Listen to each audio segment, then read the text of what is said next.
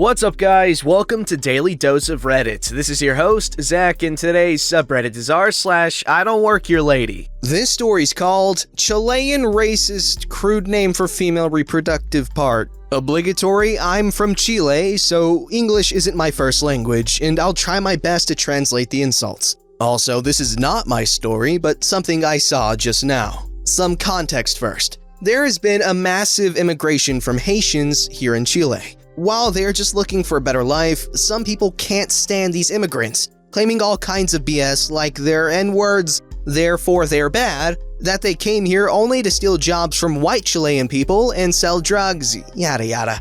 Exactly what you've probably heard from trashy old white Trump supporters there in the USA, only with Haitians instead of Mexicans. Now that I've explained that, on to the story. So I was just buying ice cream in a supermarket, we're in midsummer, when I saw the RC, or racist cocker spaniel, of the story. An obese old lady with poorly dyed blonde hair and a face of, "If you talk to me, I'll bite your head off," getting dangerously close to a poor Haitian, who we'll call Haitian guy, that was just standing there trying to figure out how to read the signs. Haitians barely speak any Spanish, by the way. I immediately knew what was going to happen, yet for some reason, I couldn't react at all.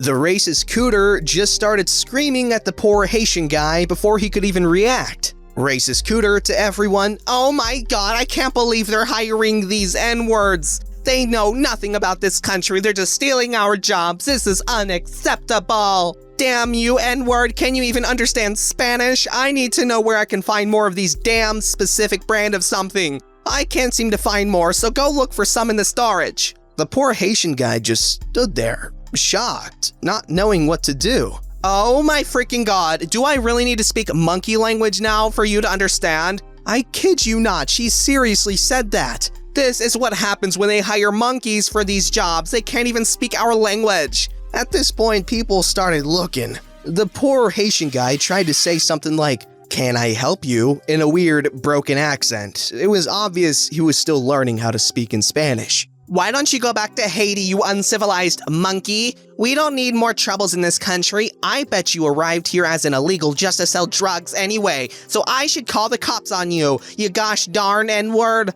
While I'd love to take credit for this, I was still shocked at this lady's attitude and still unable to move, like a total idiot. It was some other random guy, around 24 to 26, who yelled at the lady, "Can't you see he doesn't speak Spanish, you freaking insane piece of crap? Or perhaps it wasn't clear enough for you to understand." That's exactly my point. Why is he even working here if he can't speak the damn language? We should send this monkey back to the crap hole where he came from. Another lady exclaimed, "He doesn't work here, you dumbass. He isn't wearing the damn uniform." Then why is he even inside the supermarket? He's obviously poor, so he shouldn't be able to buy a single banana. She was still calling him a monkey. Finally, it was my turn to say something. So he's an employee just because he's standing inside. Guess we're all employees now, you uncultured racist lover. No, I'm talking about him. He must either be working here or trying to steal something. We should call the cops just in case. By this point, the first random guy was just getting red with anger and walked right up to the racist cooter's face, who backed up a few steps out of fear. "Look, lady, if you ever call him an N-word or a monkey again, I'll beat the living crap out of your freaking face!" Hearing that, racist cooter just threw her bags to the ground and walked right out of there. Police wasn't called, so that was the end of it. Also, the staff really wasn't involved. They just came later to ask if everything was okay. Utterly useless wankers. We turned our attention to Haitian guy, who was still standing there, pale. At this point, he started crying a little, trembling, while trying his best to say thank you to us. I personally went to talk to Haitian guy along with the other random guy. Haitian guy made his best effort to say that he recently made it to Chile. He was just looking for a better future for his newborn baby. In fact, he was just trying to buy diapers the whole time and got himself lost. He was just mad that he was unable to defend himself and said it wasn't the first time he had trouble with racist people. We did our best to comfort him, telling him that not everyone here is a racist piece of crap like them. Once again, he thanked us and went on his way with a smile on his face. I made it to my house after buying the ice cream. Success! and wrote this to you.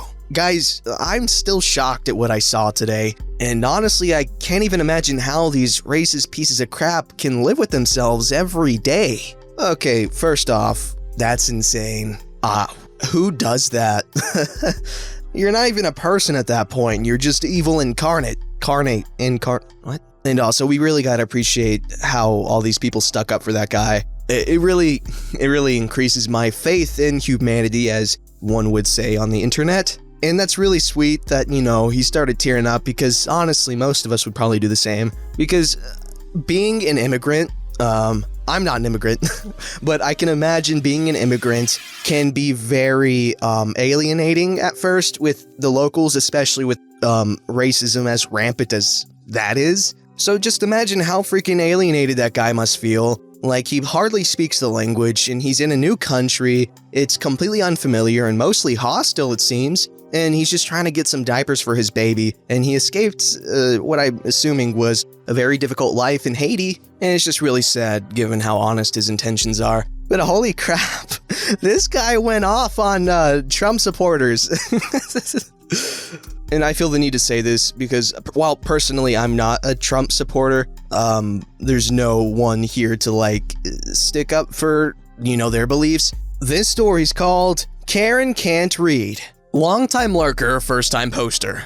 Ever. So this story takes place during the wonderful Christmas holiday week, where all of the entitled Richards, Karens, etc. come out of their war-broken shells of defeat to attempt at claiming someone's soul. Unfortunately, I deal with my fair share of entitled souls almost daily, as I work at an internet service provider as a tech support agent for the services we provide. I also work in the night crew, so when I finish my shift, it's already very late. So, as you can guess, when I finish work, I can be quite drained. And on one merry night, I decided to drive to my local mall cart to get some shrimp for a shrimp cocktail dish I was gonna make with a Christmas lunch for my family the next day. When I entered the store, I went straight for shrimp, but had to go through a few aisles of other products of food and ended up coming across a cute old lady in one of those automated wheelchair dills. She ended up asking me for help to find some products, as she could not read well. So I ended up assisting her for about 15 minutes through the aisles until she was content with what she had.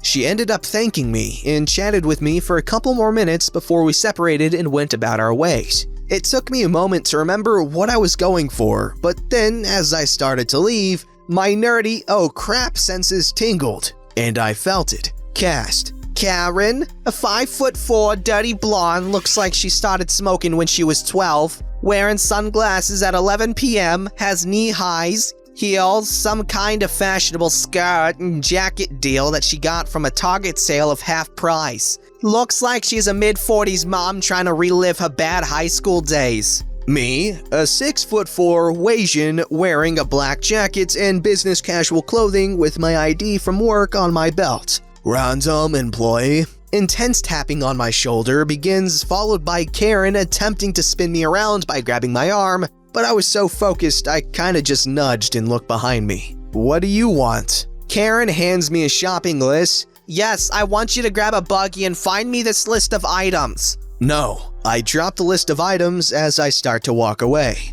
Karen does surprise Pikachu face. Excuse me? You will take this list and do as you are told, you little crap. First off, you are the literal little crap between us. Second off, I don't work here. Third off, I am fairly sure this store will not act as... Karen points at the ID on my belt. Don't you lie to me, you worthless, pathetic crap. I see your ID. I know you work here. Now, you will do this right now or I'm going to contact your manager and corporate and have you fired. Okay, so you are smart enough to see that I have an ID, but not smart enough to read my ID. I grab my ID, bringing it closer to her face each time I say, "Can you read that? Can you read that? Can you read that? How dare you assault me? I am gonna call corporate and have you fired." With my resting bimbo face, I walk away to the shrimp. Random employee comes to the aisle to speak to Karen and ask what is wrong.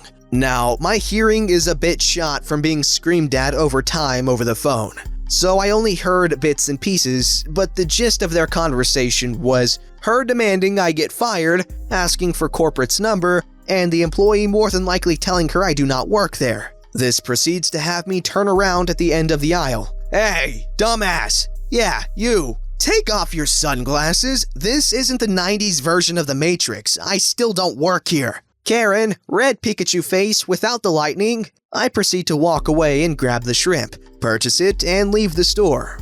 I haven't heard from the Karen yet, so I can only assume she could not read my ID that had my company name, etc. on it. Yeah, it was ballsy and probably not the best thing to do, but at the end of the day, who cares? It was a great shrimp cocktail. Oh, and Happy New Year's to whoever reads this. Well, that was just your standard run-of-the-mill I don't work here lady. However, I will say this, you don't keep a man from his shrimp. This story is called, "Do you work here? Yes, it is very warm here." Huh? I got done with work early today and wanted to take advantage of a warm day and some unexpected free time. I work with a German Shepherd and have had towels, etc. in the car to give him a bath. I pulled into the designated spots at our local car and dog wash emporium and got out to check and see if the dog wash was open. Today was unseasonably warm in our area, and it's Saturday. The car wash was packed. This time of year, temperatures are usually below freezing and there is often snow on the ground. It was 55 and sunny today. There were people mowing their lawns, unheard of for the end of December. It's usually snowblower weather. I mention the weather because the car wash area of the facility I was at was very busy. There were no open car wash bays and one open vacuum and shampoo station. This story winds up being about the empty vacuum station. When I got out of my car to check the dog wash room, a gentleman at a car wash bay got my attention and pointed to the dog wash. I could not hear him over all the noise, but his facial expression and body language were obvious he was asking me a question. I thought he was asking me if I was going to use the dog wash, so I yelled, "Yes!" and gave him a thumbs up sign. He then hurried to the lone empty vacuum and motioned to me. I thought he was making a joke. In fact, I thought it was funny he wanted me to vacuum my dog. He seemed confused about my reply and made more motions toward the vacuum and kept trying to yell to me over the din of the 10 or 12 vacuums and pressure washers working to rid our town of road salt. Yes, we have had ice storms recently, so 55 is an extra Christmas present for us. I wasn't sure why he liked that vacuum so much, but my wife was home sick and I wanted to get home and help her out by getting dinner for us and our son.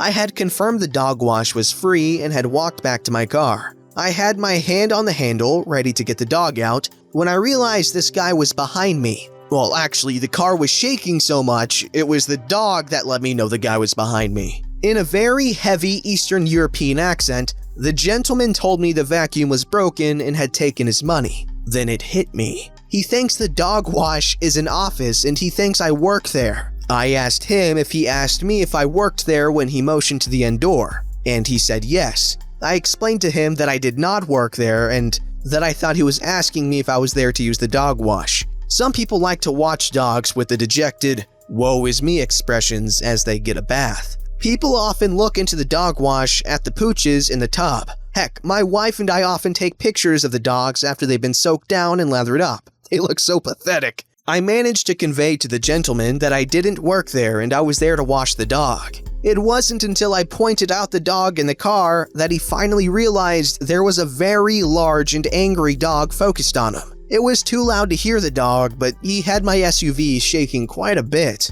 It took another couple minutes, but the man and I managed to get through the language barrier, and I showed him where the info was to call and report a problem and get a refund. And then I got to wash my partner. We did wind up with an audience. My glasses were getting fogged, so I took them off and put them on the shelf. When I looked up, there was a guy with his son and daughter outside, and they were watching my dog as he did his best drowned rat impersonation. All three of them were smiling at the dog. You know, I should have charged them admission and given the money to the other guy for his vacuum losses. Now, I'm curious as to what kind of job he has where a dog is his partner. At first I was thinking maybe he's in the police force and the dog is, his canine companion. But if that was the case, the guy would have noticed that he was in a police cruiser, so I wonder. And yeah, wet dogs do look kind of funny.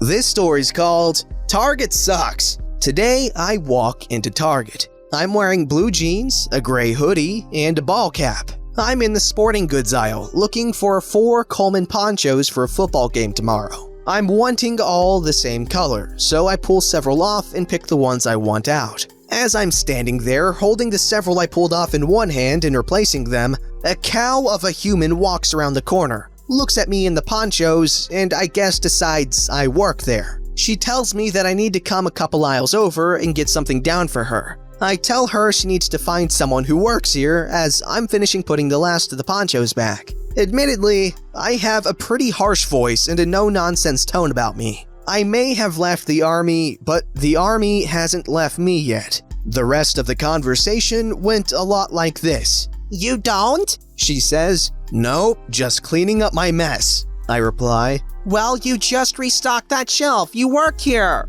If you won't help me, you need to call someone who can," her tone getting really crappy with me.